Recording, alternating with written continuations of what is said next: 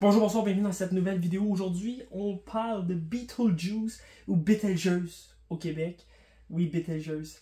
Ça, c'est un affaire que j'ai jamais compris. Hein. Il est marqué même en anglais Betelgeuse sur les pancartes, sur les affiches, là, je parle pas des affiches promotionnelles du film, mais je te parle plus dans le film lui-même.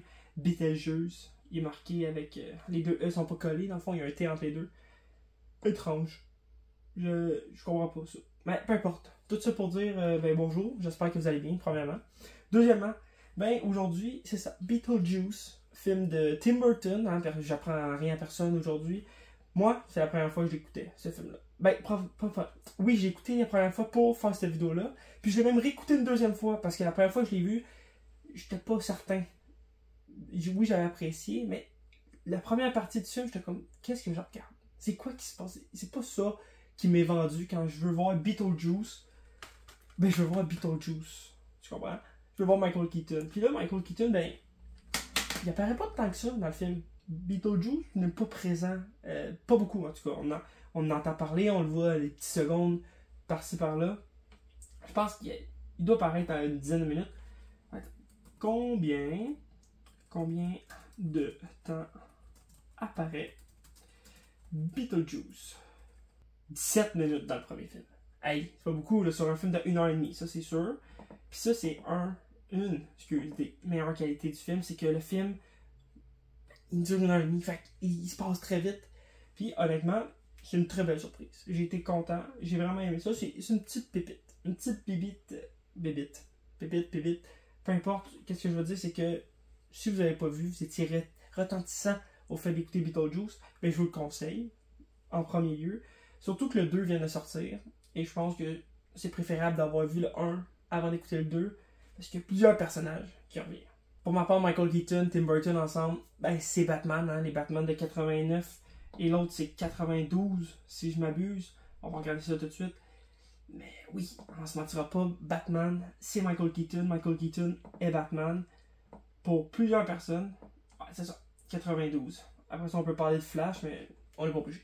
Quand j'ai commencé le film la première fois, je me demandais qu'est-ce qui se passait, c'est quoi je suis en train de regarder, parce que je connaissais rien. Là, je découvre un jeune Alec Baldwin, assez jeune, ma foi, méconnaissable, je n'étais même pas sûr que c'était lui. Et il y a une Jenna Davis, oui, que je connais seulement grâce à Thelma et Louise. À part ça, je l'ai pas vu dans grand chose, si je me trompe pas. Ah, le petit Stuart, oui, c'est la maman du petit Stuart. C'est vrai. On a ce petit couple-là qui décède dès le début du film, puis là, eux autres s'en vont dans le monde, l'au-delà, je pense, qu'ils appellent. L'au-delà, en tout cas, le monde après la vie. Un monde où est-ce que le temps n'a pas l'air de défiler de la même façon que le nôtre. Entre-temps, eux, leur maison a été vendue par des...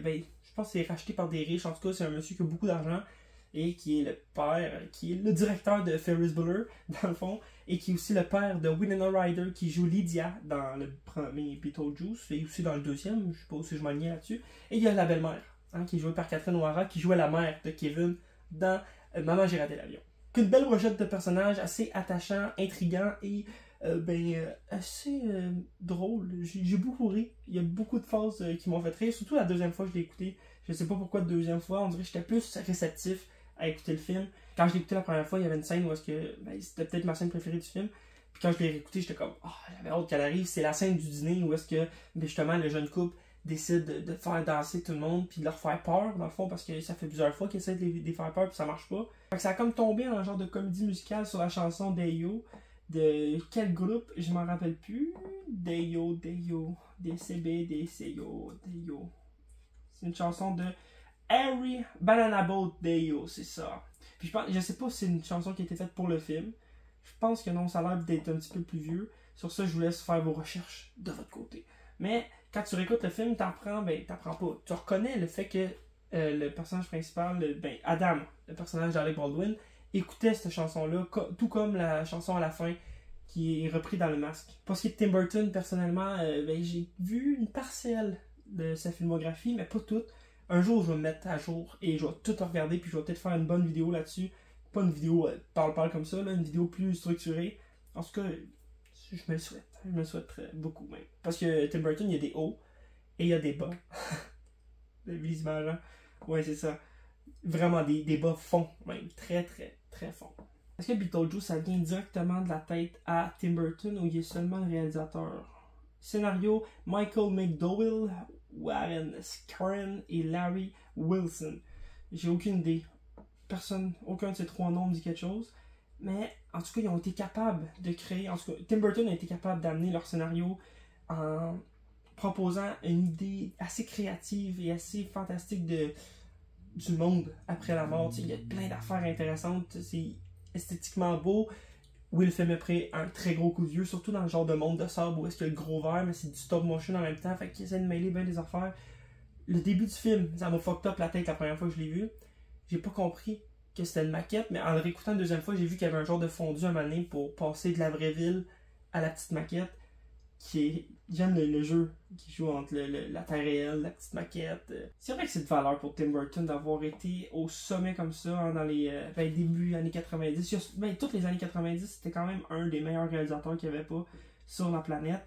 Après ça, les années 2000, ça y a vraiment pris un coup. Là. Michael Keaton, je sais pas si c'est pas son premier rôle, parce qu'ici, sur sa filmographie, il y a plusieurs autres films, mais je pense que c'est son plus gros. Plus gros à date avant d'avoir joué Batman. Parce que lui aussi, Michael Keaton, il a comme eu un genre de mou dans sa carrière, où est-ce que, avant d'avoir sa petite renaissance, peut-être pas début 2000, mais après début 2010 et tout, là, quand ça a vraiment repoussé avec, c'est sûr que Spider-Man, le fondateur, ça c'était fou. Spotlight, c'était un très bon film. Birdman, là j'ai reculé dans les années, là, mais Birdman, c'est peut-être le début de sa renaissance. Puis là, peut-être qu'il est dans sa chute libre avec, il a enchaîné Morbius, Bad Girl qui a été annulé, Flash. Si je me trompe pas, Beetlejuice, quand il est sorti, ça a fait son petit chemin. C'était pas un carton en partant. C'est devenu culte avec le temps. Puis ça, chapeau à ces films-là qui sont capables d'aller chercher une genre de crowd qui prouve à tous ceux qui avaient peut-être pas cru dans le projet à l'époque ou peu importe que, au bout du compte, ils ont quand même gagné quelque chose. Là. Faut être très fort pour, en 17 minutes d'un film, marquer la pop culture comme ça. Sur ce, si vous avez jamais vu Beetlejuice, je vous conseille fortement d'aller l'écouter. Surtout toi, Jake. Donne-y une deuxième chance. Donne une deuxième chance à Beetlejuice, tu vas être surpris. Tu vas aimer ça, je suis sûr. Il y a plein d'affaires intéressantes dans le film. Et en plus, c'est drôle. Et le temps passe vite, c'est seulement 1h30, fait que je comprends pas pourquoi tu t'es endormi plein de fois. Fait que merci d'avoir regardé. On se voit demain pour le prochain film. Sur ce, je vous dis ciao!